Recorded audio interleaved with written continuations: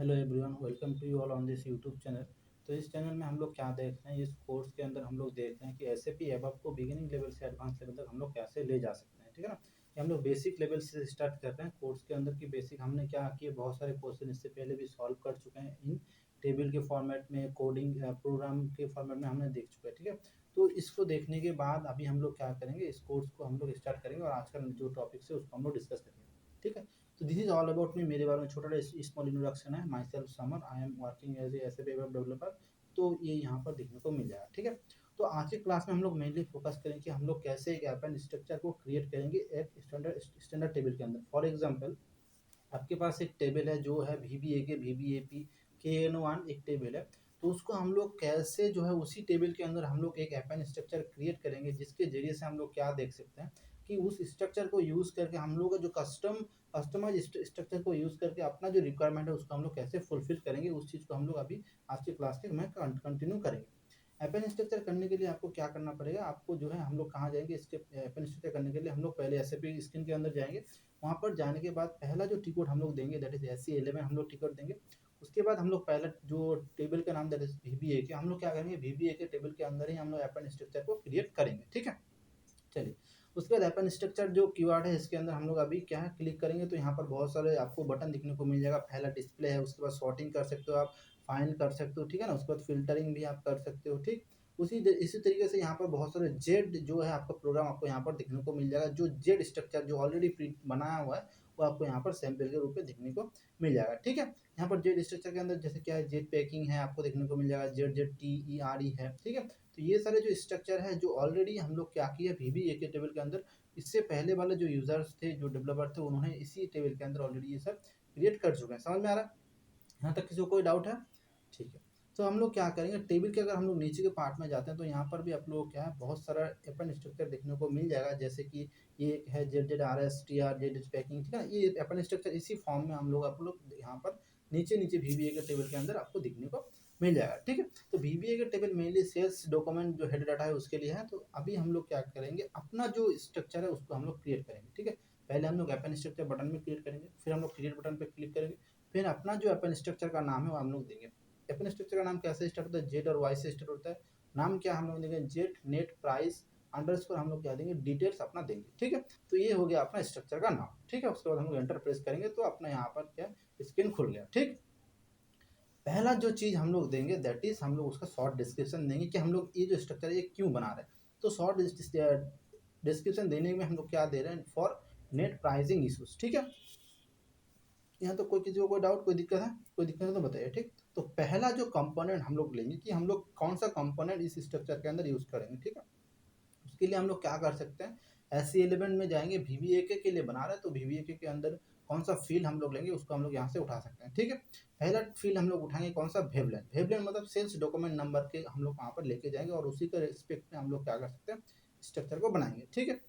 Types हम लोग define करेंगे और डाटा टाइप आप लोग यहाँ पर क्या है, कोई भी एक टेबल आप क्रिएट करोगे उसी टेबल का आप ले सकते हो। ठीक है ना। जैसे कि आपने एक टेबल क्रिएट किया, उसका डाटा टाइप आपने जो भी डिफाइन किया उसी डाटा टाइप को यहाँ पर डिफाइन कर सकते हो। और क्या कर सकते हो, आप प्री डिफाइन टाइप को भी यहाँ पर ले सकते हो। प्री डिफाइन टाइप के अंदर क्या क्या चीज़ें आ जाता है जो अभी हम लोग देखेंगे। ठीक है। तो हम लोग प्री डिफाइन टाइप में क्लिक करेंगे, डाटा टाइप के अंदर हम लोग करेक्टर दे देते हैं। ठीक है ना। लेंथ हमको हम लोग इसका यहाँ पर डिफाइन कर देते हैं। लेंथ हम लोग यहाँ पर क्या देंगे, 10 हम लोग लेंथ दे रहे हैं। ठीक है। तो ये हो गया पहला डाटा टाइप जो हम लोग क्रिएट है। सेकंड हम लोग क्या देंगे, सेकंड कंपोनेंट हम लोग देते हैं ईयर डेट। टाइप्स हम लोग यहाँ पर डिफाइन करेंगे। यहाँ पर टाइप क्या देंगे, यहाँ पर टाइप हम लोग देंगे डेट्स। ठीक है। डेट्स किसके लिए यूज होता है, डेट के लिए यूज होता है। ठीक है ना। Post document date. ठीक है। उसके बाद हम लोग दे देंगे ईयर नेम। ईयर नेम का मतलब होता है जो यूजर नेम। ठीक है। यूजर नेम के लिए हम लोग क्या करेंगे, टाइप लेंगे, उसका करेक्टर हम लोग कितना देंगे, करेक्टर हम लोग यहाँ पर कैरेक्टर टाइप डाटा टाइप लेंगे। और लेंथ हम लोग क्या दे सकते हैं, लेंथ हम लोग 10 से 14 जितना भी हम लोग चाहिए हम दे सकते हैं। ठीक है। तो हम लोग यहाँ पर 14 लेंथ दे रहे हैं। ठीक है। यहाँ तो कोई डाउट है, कोई दिक्कत है? किसी को समझ में नहीं आया तो बता सकते हो। ठीक है। चलिए, उसके बाद हम लोग देंगे ईयर जेट। ठीक है। ईयर जेट का मतलब टाइम्स होता है। टाइम्स के लिए हम लोग क्या लेंगे, करेक्टर ले लेते हैं। करेक्टर लेने के बाद यहाँ पर देखिए करेक्टर कितना, फॉर्मेट गलत है तो हम लोग यहाँ पर करेक्टर हम लोग ले लेंगे कितना, जो भी अपना लेना चाहे कि 2 10 10 12 जो भी हम लोग लेना चाहे हम लोग यहाँ पर ले सकते हैं। ठीक है। यहाँ तक कोई डाउट, कोई दिक्कत नहीं। ठीक है। तो पहला चीज हम लोग क्या करेंगे, अभी हम लोग इसको चेक करेंगे, रन करेंगे, एक्टिवेट करेंगे। ठीक है। यहाँ तक कोई दिक्कत है, कोई डाउट है तो बताइए। ठीक है। पहले हम लोग चेक करते हैं। यहाँ से हम लोग चेक करेंगे, लोकल ऑब्जेक्ट में हम लोग इस चीज़ को सेव करेंगे। लोकल ऑब्जेक्ट में अपना सेव हो गया, हम लोग यहाँ पर इनहांसमेंट कैटेगरी को आप लोग डिफाइन करेंगे। इनहांसमेंट कैटेगरी हम लोग कहाँ से डिफाइन कर सकते हैं? इनहांसमेंट कैटेगरी को हम लोग यहाँ पर जाएंगे, एक्सट्रैक्ट्स में जाएंगे, एक्सट्रैक्ट्स में जाके बाद इनहांसमेंट कैटेगरी को हम लोग यहाँ से डिफाइन करेंगे। ठीक है, चलिए इनहांसमेंट कैटेगरी में क्लिक करेंगे, एंटर बटन को प्रेस करेंगे, can be enhanced character but numeric पे हम लोग क्लिक करेंगे, कॉपी में क्लिक करेंगे तो हम लोग का यहाँ पर काम हो गया। ठीक है, यस करेंगे तो हम लोग का यहाँ तक काम कंप्लीट है। ठीक है, तो हम लोग क्या किए, यहाँ तक हम लोग स्ट्रक्चर बन गया, जो भी हम लोग का वार्निंग यहाँ पर आप लोगों को देखने को मिल जाएगा, एक्टिव हम लोग कर लेना। ठीक है, तो इसी टाइप से आप क्या कर सकते हो, स्टैंडर्ड टेबल के अंदर अपना जो भी कस्टमाइज अपेंड स्ट्रक्चर है उसको हम लोग यहाँ तक क्रिएट कर लिए। ठीक है ना, हम लोग अभी एक्टिव करेंगे तो अपना जो कस्टमाइज स्ट्रक्चर जो है, जो हम लोग बना रहे हैं, जिसके लिए हम लोग इस फील्ड को कर रहे हैं, वो अभी आप लोग यहाँ पर देखने को मिल जाएगा। यहाँ तक किसी को कोई डाउट, कोई दिक्कत हो तो बता सकते हो। ठीक है, एक्टिव करेंगे तो अपना जो अपेंड स्ट्रक्चर है उसका नाम यहाँ पर आप लोगों को डिस्प्ले हो जाएगा। ठीक है ना, ठीक है, अभी एक्टिव करने के लिए थोड़ा सा टाइम ले रहा है। एक्टिव हो गया, कुछ आप लोग एरर देखने को मिल जाएगा, जो एरर तो नहीं, ये वार्निंग है जिसको हम लोग अभी क्या करेंगे, अभी के लिए हम लोग इसको इग्नोर कर सकते हैं। ठीक है, यहाँ तो कोई डाउट है? चलिए हो गया, वेरी गुड। तो बैक करेंगे तो क्या है, इस ये जो टेबल है ये क्या है, प्रैक्टिस सर्वर के अंदर है, तो इसके लिए क्या करना पड़ेगा, यहाँ पर आप लोगों को वो स्ट्रक्चर नहीं देखने को मिलेगा, क्योंकि जब हम लोग इसको चेक बटन को क्लिक करेंगे तो बहुत सारा यहाँ पर एरर देखने को मिलेगा। वार्निंग होता है तो आपको डिस्प्ले हो जाता है, एरर है तो ये क्या टेबल आप लोग अभी एक्टिव नहीं हो रहा है। ठीक है, तो हम लोग का जो स्ट्रक्चर हम लोग बनाए वो यहाँ पर आप लोगों को सेम टू सेम नहीं देखने को मिलेगा। फॉर एग्जांपल, आप अगर किसी रियल टाइम सिनारियो बना रहे हो तो डेफिनेटली आपको जो है नीचे नीचे जैसे अपन स्ट्रक्चर आया है इसी टाइप से आप लोग वहाँ पर भी देखने को मिल जाएगा। समझ में आ रहा है?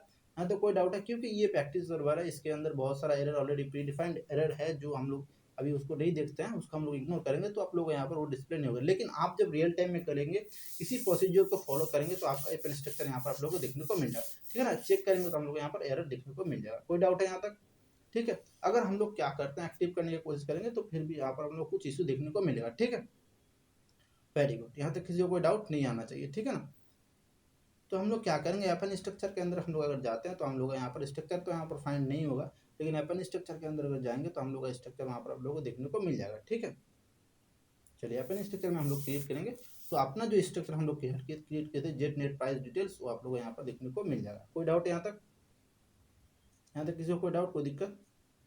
चलिए वेरी गुड, तो अपना अपन स्ट्रक्चर यहाँ पर मिल गया। इसके इसी प्रोसेस को फॉलो करके आप जो है अपना अपन स्ट्रक्चर यहाँ पर क्रिएट करेंगे और यहाँ पर अपना अपन स्ट्रक्चर को आप लोग यहाँ पर क्या कर सकते हो, फाइंड कर सकते हो। ठीक है, यहाँ तक कोई डाउट है? तो यहाँ तक हम लोग क्या अपन स्ट्रक्चर क्रिएट हो चुका है, और हम लोग चेक भी करते हैं तो हम लोग क्या देखने को मिलेगा, एरर देखने को मिलेगा, बिकॉज ऑफ की ये जो स्ट्रक्चर का फील्ड है ये ऑलरेडी किसने बनाया है, उसने किसको कुछ चीज़ को एरर किया था, उसी के रिकॉर्डिंग यहाँ पर जो है एरर देखने को मिलेगा। ठीक है, हम इसको सॉल्व करेंगे और प्रीवियस वीडियो में हम देखेंगे कि हम लोग इसको कैसे ठीक कर सकते हैं, इसी एरर को। ठीक है ना, और उसके बाद मैं आपको डिस्प्ले करके भी दिखाऊंगा कि अपना अपन स्ट्रक्चर यहाँ पर वीवीए टेबल में अंदर कैसे डिस्प्ले हो रहा है। ठीक है, चलिए थैंक यू। तो आज की क्लास में हम लोग कैसे कि अपन स्ट्रक्चर को हम लोग कैसे क्रिएट कर सकते हैं, और वो जो है इसी फॉर्म में जो है आप लोग एक ऑलरेडी क्रिएटेड अपन स्ट्रक्चर है ZZRS_str001, वो आप लोग यहाँ पर देखने को मिलेगा। इसी तरीके से आप लोग जो भी अपन स्ट्रक्चर बनाएंगे वो इसी प्रकार से ही वहाँ पर डिस्प्ले होगा। ठीक है, इसी तरीके से डिस्प्ले होगा, लेकिन कुछ एरर के कारण वो अभी डिस्प्ले नहीं हो रहा है। ठीक है ना, चलिए थैंक यू सो मच।